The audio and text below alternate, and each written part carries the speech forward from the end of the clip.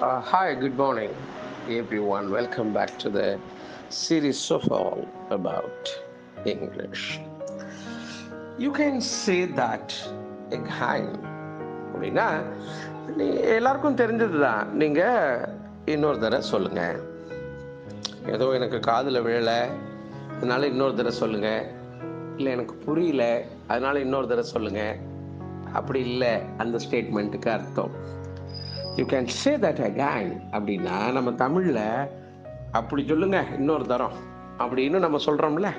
அதாவது நம்ம ஒத்துக்கிறோம். ஒருத்தர் சொல்கிறாரு, ஒரே வெக்கையாக இருக்குது, இல்லை ஒரே மழையாக இருக்குன்னு.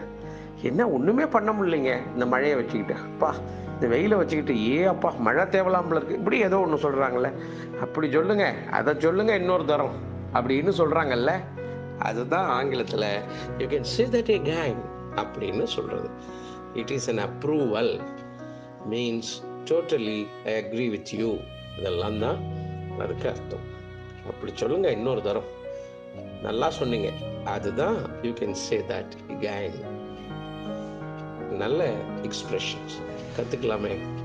மீண்டும் நாளை சந்திக்கலாம்.